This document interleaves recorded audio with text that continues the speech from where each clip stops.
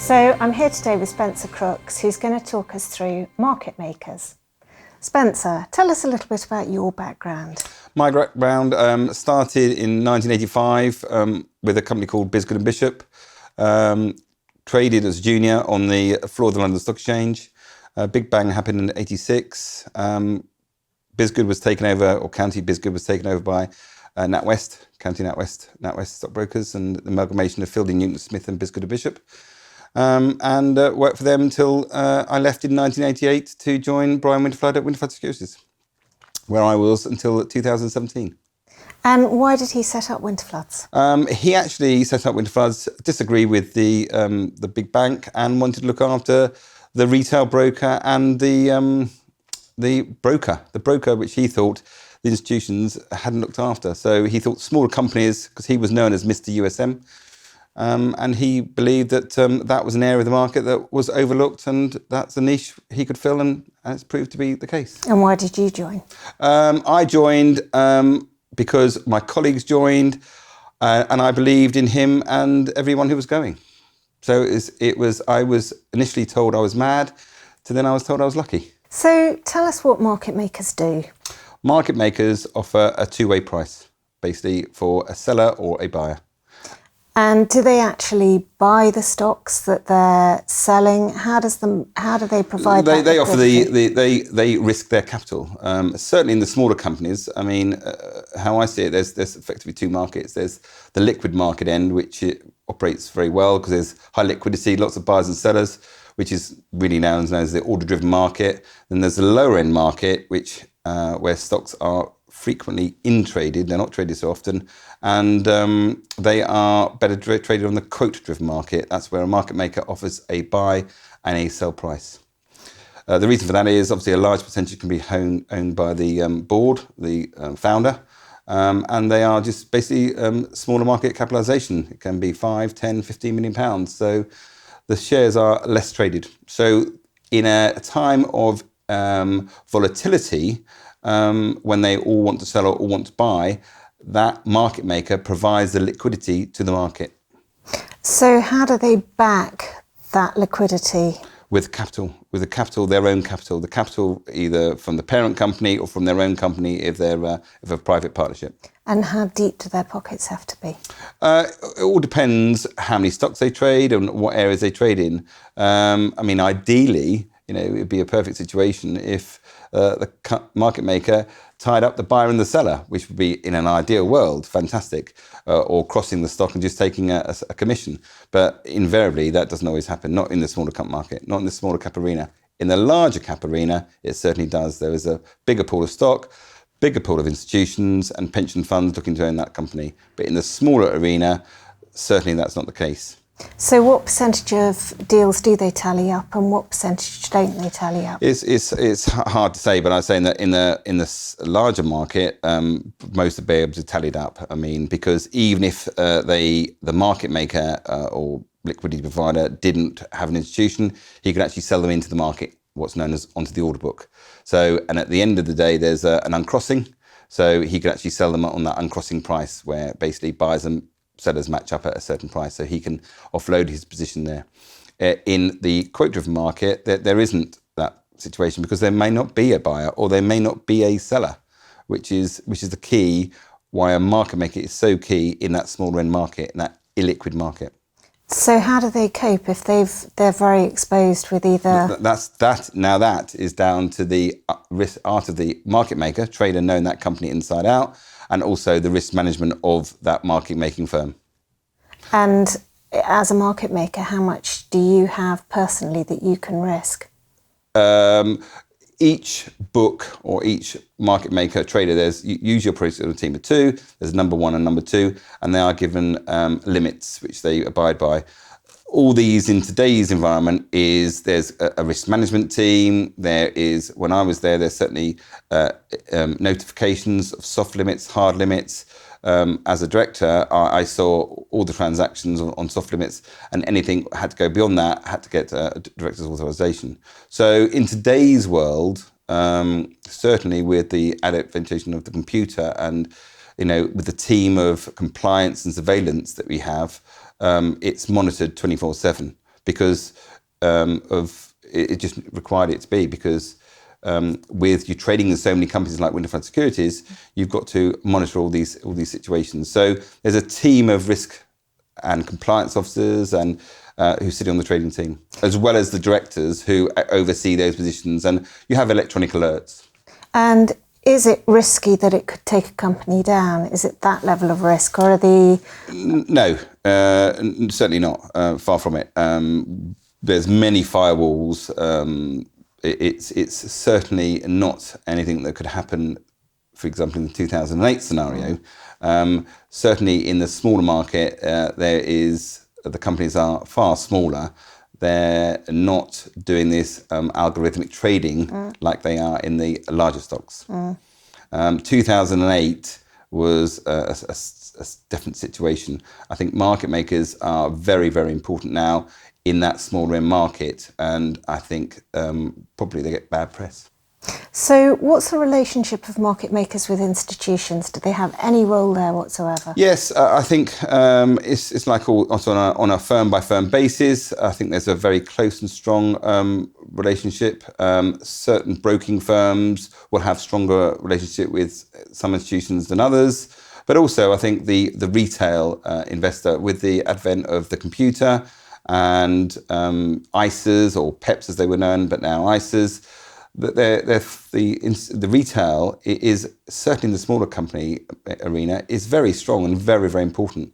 I know when Winterfloods Securities set up, we went electronic trading in 1997, and Winterfloods provide prices electronically for all brokers and retail brokers, and the power of that retail investor, Hargreaves Lansdown, Barclays, stockbrokers, Halifax, is very, very strong, because the acorn does become an oak tree. And certainly with some companies like ASOS, for example, that was a fantastic company that effectively once upon a time was 10 pence and hit the heady heights of £35. And also you've got Fever Tree. And so in today's world, they can actually see, the retail client, they're very clever. They can do their research. They can analyse companies and see what's good. Retailers, they know what's in the high street is to leave well alone. With the click and collect, they like ASOS, and they see to get their gin and tonic, they see it's Fever Tree, so hence they want to buy the product. So coming back to market makers, what's the business model? Is it more volume traded, or is it the spread that you get between the bid and offer?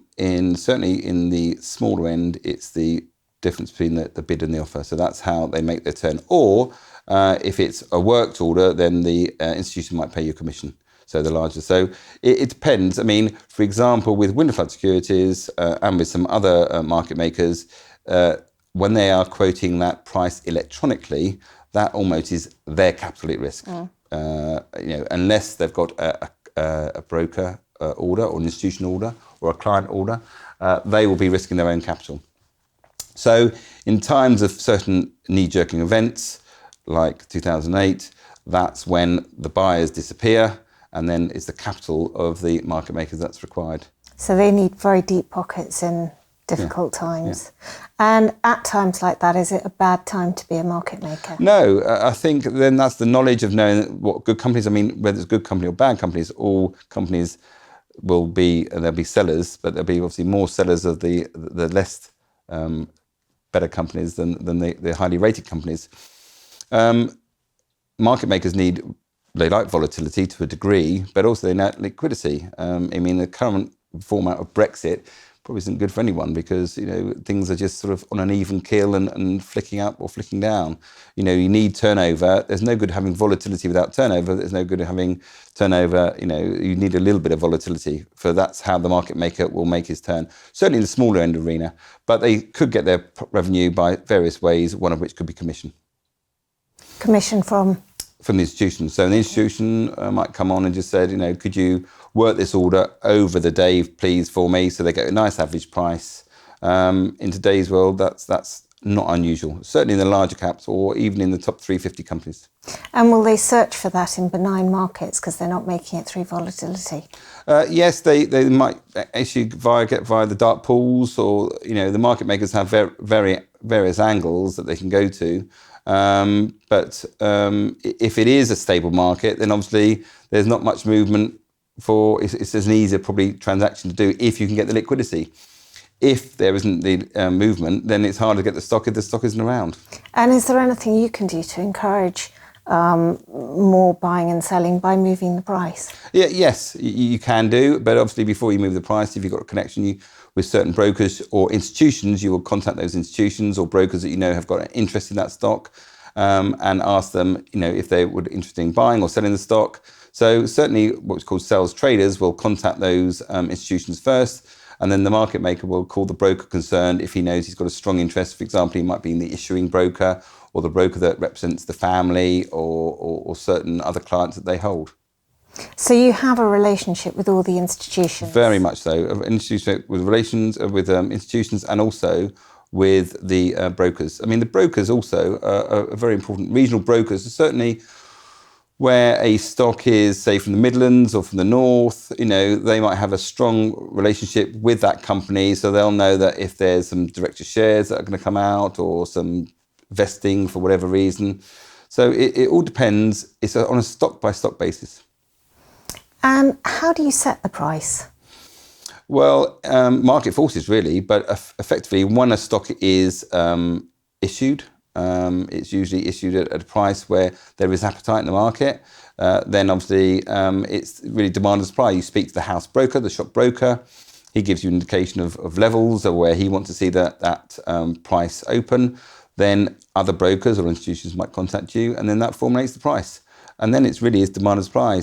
It also is news feed, how the company is doing, its financial state, its pension, and then basically the market maker trades from there. It literally is demand and supply. Certainly other magazines like Investors Chronicle or any other posting, the press, whether it's the Mail on Sunday or other tabloid press, they get coverage and they'll have, say, like Joanna Hart might say, she's valued and respected. This company is really worth going for because its growth prospects are such. And almost when they go up, for example, like Fever Tree is a good example, the momentum's great and they think, oh, I believe this story, this company's getting momentum, and actually, let's follow it. So if there's a Investors Chronicle article that day, does it mean you mark the price up? Or yes. Is it because you've seen the article or is it because the market is responding? Both. You've read the article pre-opening, you've seen that article, it's a positive article or a negative article, and you think, well, that's a very positive article, that will get, we can see some positive interest because the person who's written that article has a following. Like, for example, Ross Mould, he's another one who actually has a following, well respected and more respected by the retail broker or the retail client. So Simon Thompson would be another one that moves the price. Yeah, very good. And he normally comes out maybe 11 o'clock in the morning or something like that. Will you get an alert will you know from the Investors Chronicle in advance that he's... We'll get the article when everyone else gets the article. We'll read that article. If it's a very positive article, we know he has a following. Simon's got a good track record, so we will know it'll have a positive effect on the market. So, which is, if there is a seller in the market, then that seller will benefit slowly, but he has a very good track record. So he will certainly move the price. Certain people have that leverage on the market. And being that market maker, when you do smaller cap stocks, you tend to have done that company or traded those stocks for many, many years. I mean, Winterfloods, for example, is about 15 or 16 years. So there's a real longevity of understanding the company, understanding where they've been, where they're going, who's interested in the companies, who isn't interested in companies, institutions as well. And how do you set the spread? Is that set just by the other market makers, or do you widen the spread sometimes? No, the only time I've really known the spread to be widened if there's a 2008 crisis and it's a short-term effect, but basically it's agreed between the market makers. It's agreed between the markets and the stock exchange. So if it's highly liquid, it's going to be a lot tighter. If it's illiquid and there's very few shares in issue, or indeed if there's only one market maker. Yeah. And that's the other thing as well. It can sometimes, in the early days of Winterfloods Securities, we were often the only market maker, which actually you might think that's great because you get all the flow and all the business. you don't want to be the only market maker, because if they're all sellers, you are the only buyer. And if they're all buyers, you are the only seller. It's good, and some institutions or brokers might leave that stock alone because there is only one point of entry or exit, if that makes sense. And then you would have a huge spread, because if there's lots of, say, sellers and you're the only buyer, you're going to widen so that you don't get... Not necessarily. You might just be displaying a smaller size to trade in, if that makes sense. So it might be a statutory set margin or spread, but they just may be less liquid. So you're not up in such big size, and also you can't make it in such big size on that touch price because there is less liquidity. There is nowhere to go if you are a seller, or if indeed there is a buyer. So how do you set the market size? That usually there's called an NMS. So yes. That's by the London Stock Exchange. So that will dictate, obviously we can go bigger than the NMS, which indeed we usually do to show liquidity and provide liquidity for the retail investor or the institution. But the NMS is just the stock exchange minimum size you've got to trade in. Indeed, if you want to challenge another market maker, so you're obliged to deal in the NMS, normal market size. And it's normally, in the small caps, quite small. If you want to get a big position, it's almost impossible. Well, it can be. It all depends what stock. I would imagine certain stocks there is good size. There used to be. Well, a Fever Tree, yes, but if you're talking about and some of the smaller priced stocks as well, where there's a lot of stock in circulation. Yeah. So they can be then, but it's literally it depends how many shares in issue, and it depends where those shares are held.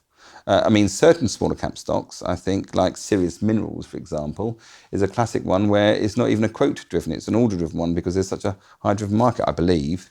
But that's ones the retail investors have played in quite a lot. And obviously, sadly, due to the funding requirements, it's not been a good one. Can you tell us more about quote driven or order driven? Quote driven is simply, as I've said, the market maker displays his bid and offer. That bid and offer will vary depending on speaking to the broker, the issuing broker, and obviously demand and supply.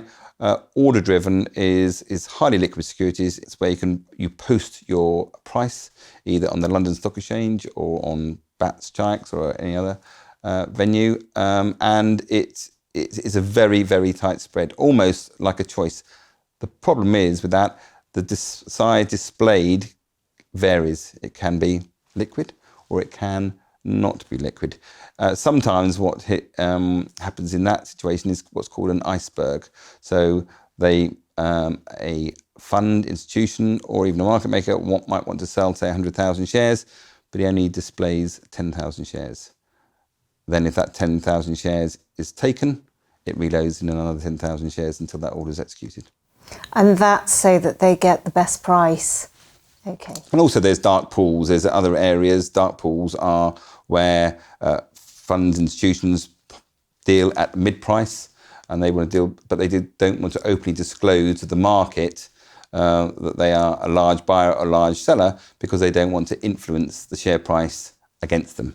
So obviously, if there's if the market knows there's a large seller in the market, it could have a negative effect on the price, or vice versa. If there's a large buyer in the market, it could have a positive effect and push the price against themselves. So if they displayed openly that whole order, it could actually push the price higher or lower depending on what they wanted to do.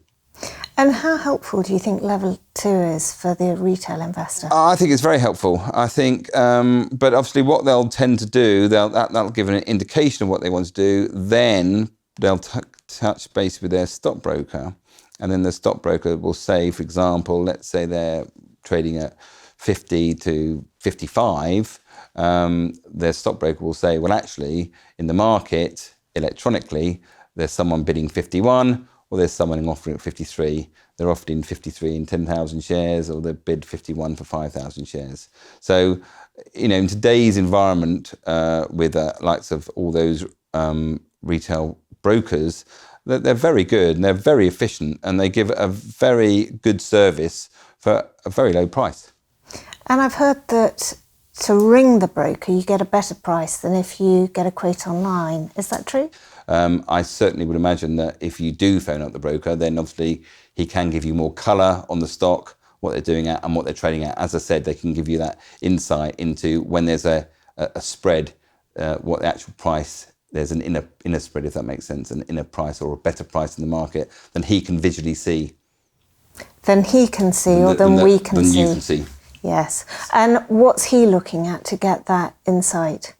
He will have the prices which are displayed electronically. So if there's a wide spread of 50 to 5, let's say, some market makers will be offering slightly cheaper at 53, say, or some bidding up 52, depending on what they've got in their book, or what institutions want to play, or retail supply, or what articles are written in, say, Simon Thompson, or whatever the case may be. So it's a more finely tuned level too. Yes. So what we're looking at, it then you're seeing the macro picture. Basis. Yeah, you're saying that that's the indication of what they are. But actually, until you phone up your broker, you don't know A, what size they are, and B, what liquidity there is, if that makes sense. What liquidity and what real price. So they might be 53 offered in 1,000 shares, but you might be able to pick up 10,000 shares at 55. And do different brokers get different rates from the same market maker? So if did you have certain relationships with certain brokers that you'd be able to treat them more favourably than you would other brokers? No, we provided the same liquidity, same prices for all brokers. Winterfloods certainly were very focused on that retail broker. It's something we set out in 1988. We listened to what the broker wanted, because that broker, we envisaged that the retail would grow. I mean, with the onset of PEPs and then ISAs, and obviously now with the restriction of pension funds, I think the ISA is even more of an important vehicle. We saw them growing, and with us growing their business, we knew they were going to grow their business. We both benefited that, if that made sense. We wanted to encourage the retail broker. We wanted their flow. We wanted to trade, basically, because the only way we made our money was through trading. No trade, we didn't make any money. And were you mainly small caps, or did you go into FTSE 100, FTSE 250? We were, up until December 2001, we were basically small cap and AIM, and then we had a trading relationship with Kleinwort Benson then, and they the parameters changed, so we set our own electronic engine called Winner, and we went into the FTSE 100 and 250 arena simply because we spoke to our clients, i.e. the retail and institutions, and they said, we'd like you to be the one-stop shop. So electronically, we'd like to be able to sell our BP and buy smaller cap, or sell the smaller cap and buy PP or British Telecom. So effectively, I got the mandate to set up the FTSE 100 team in December 2001. So electronically, we could offer electronic prices to the retail across the whole spectrum. And then later on, we expanded into investment trusts and then ETFs and all angles, bonds, retail bonds, because different investors have different appetites for risk. And they're very well read now. Everything's at a finger touch, and they can see what company has got too much debt, or which company is doing well, or which broker's been written up by Simon Thompson or Joanna Hart or whoever else they may follow. And there's some very, very good, savvy investors out there.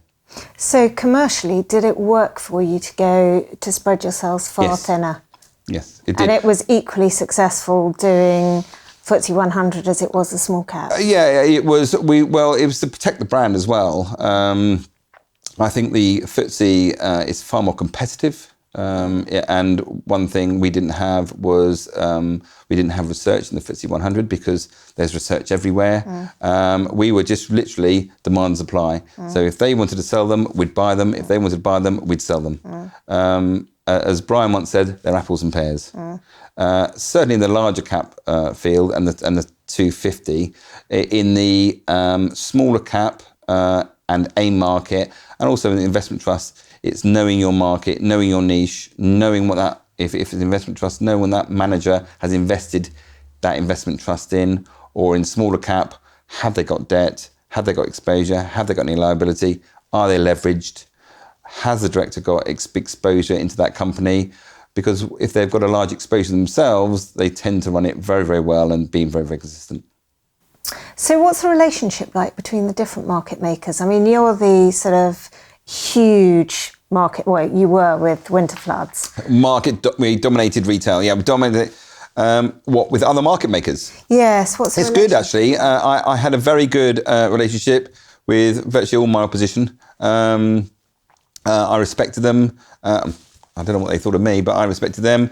I think certain Winterflood Securities was effectively a single capacity house. In other words, it was trading house. Other firms, Peel Hunt, Shore Capital, they're dual capacity. They're first and foremost, they were a broker and they are a corporate broker. They bring companies to the market, and they later stage added a market maker to it because they thought they could obviously add that string to their bow and provide that all-round service. But certainly, because sometimes you need to speak to your opposition. You need to speak to, he might have the seller where you've got the buyer, or vice versa. So I think it's quite important to have a relationship with them. And if you have a good relationship, which I think I tended to, it's good and it's important. So were there any market makers that you'd look at for if they moved the price on something, or if they had certain volume on something? I mean, you are definitely small caps. When your price moves, I think that's a good indication as to where the market's going. Would you look at other market makers for indications of anything specific? Yes, certainly, especially if they're the shop broker. Yes, the stockbroker, or that they might have read an announcement before the trader on that desk had read an announcement. The trader on the desk might have been having his cup of tea, or momentarily taken his eye off the ball. And something happened. But yes, certain brokers have got their field, especially where they are the shop to the broker. There is a respect, I think, out there. Other brokers, there might be market makers, might be less the case. But this is again where that longevity with a stock or trading that stock is all important, if that makes sense. As I said to you, it's 15, 16 years with Winterfloods, the average time scale. So they get to know that stock very well. They get to know whether maybe, as you say, someone's has got some strength in it or spoofing. They can see the volume like everyone else can see the volume when it's printed. So, that's where the market maker, a good market maker's sense is that's what you're paying for, if that makes sense. That's a good trader. He senses it, he feels it, he thinks, yes, I can feel, he has an understanding of that company and that particular stock, which is why you don't rotate those traders too often, if that makes sense. They get to know, it's a bit like a vintage sports car or something, or a car, they get to know it. The good points and the bad points, the good companies and the bad companies. So the house broker and what they're up to is something to watch. Yes, yeah, certainly, because obviously they're going to be speaking to the company. Obviously, the dual capacity firms will have the Chinese walls, so the market maker may not know that they're sending out a note, a positive or negative note on that company, or that they've had that company in for a lunch and things are going well, because obviously they will only get what's in the market domain. But, for example, when the figures are about to come up, if the starts to move, then has something been leaked out, or has someone got an understanding that the company is doing particularly well or particularly badly? For example, today is a good example. Delarue's been drifting easier, and then, funny enough, surprise, surprise, today they come out with the trading statement. So there we go. But yes, it is, again, it's horses for courses.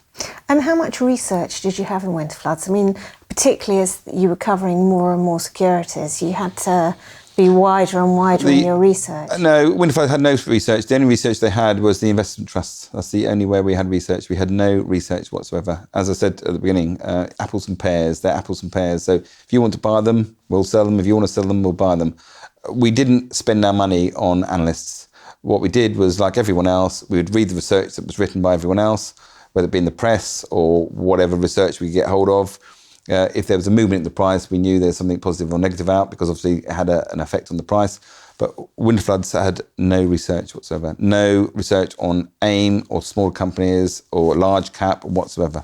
So how many companies did you have to cover and know the story on in order to... What we did was we organised them in segments. So AIM was one area, one section. Small cap was another section. 350, FTSE and 250 was another section. Investment trust is another section. So we covered everything, absolutely everything. ETFs, I mean, that's obviously, again, a structured basket. It might be a mining ETF. So, and then there's European, we did European, and we also did US. So how many companies did you have to personally be able to know the story on? Me personally, not, because I was just one of the directors in charge of trading. I had this very good and valuable team, so hence they knew their sector inside out. So there was over 3,500, certainly in the UK, but I mean, we covered all the US. So one person, how many companies would they need to know the story? Well, one person, probably 120 companies, maybe on the AIM market. So they'd go through the news as it came out at 7 o'clock in the morning. What we did with things to keep things simple, because we thought it was simplicity is the best thing, is we divided things up alphabetically, apart from the FTSE and the 250. So everything else is alphabetical.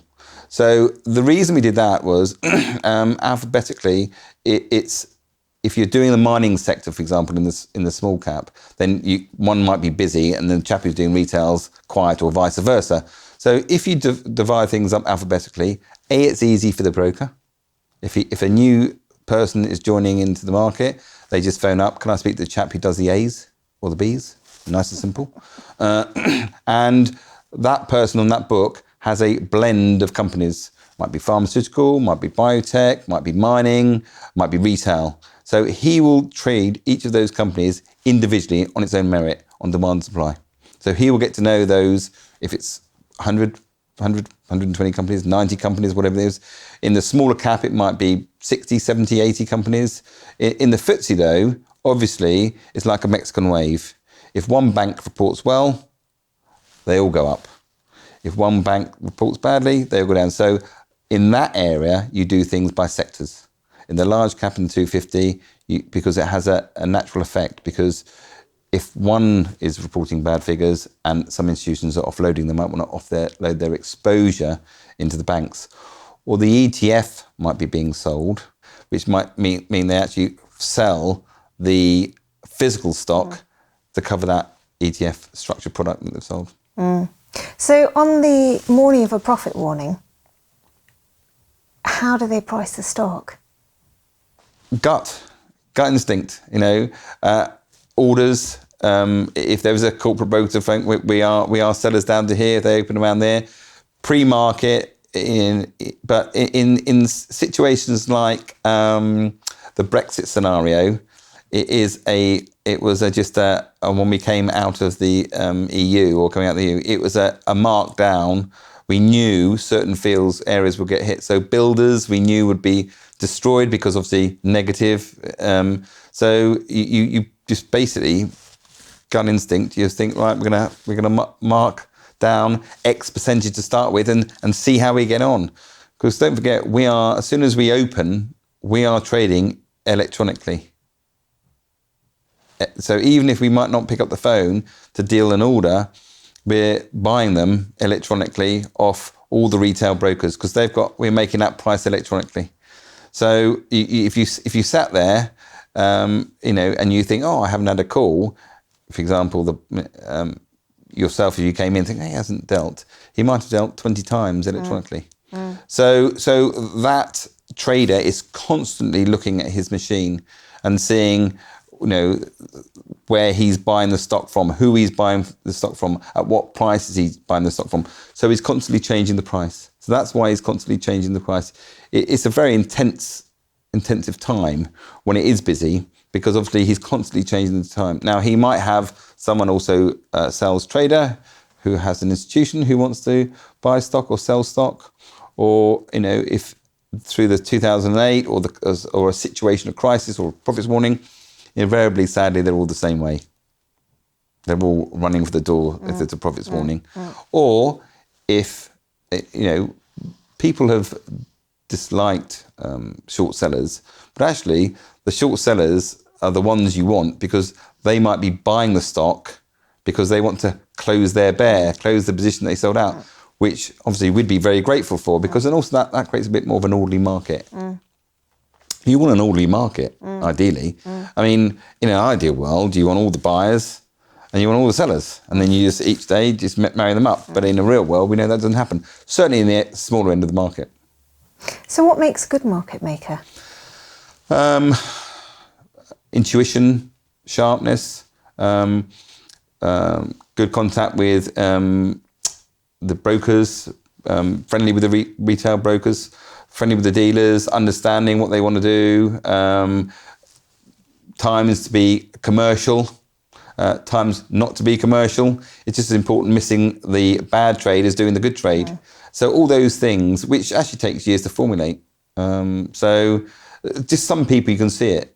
You know, it's amazing how just some people, you just think he's going to or she's going to do well, and invariably they do. You just get that gut instinct, and it's gut instinct, really. I mean, Peter Lynch said, it's a great article, he said the best advice or the tip he was given is using your eyes, seeing what people are buying, seeing what, you know, if you're sitting in an office and you see in the early days a load of ASOS bags go in, what a great form of tip that is, isn't it? What is this company, ASOS? You know. So I would say that the market maker is savviness, intuition, understanding, reading the balance sheet, knowing the company, knowing, you know, what people want, what people don't want, you know, all those things, the negativity of certain aspects, like when the government changed the policy for going to diesel engines, Brexit, it's going to put things on hold, you know. The 9/11, you know, oil's going to go up. All your oil stocks then have a positive effect. All those things, airlines, it's negative for airlines. It's an ever-changing environment. It's never boring. We'll have to leave it there, but we'll be back soon. Look forward to it.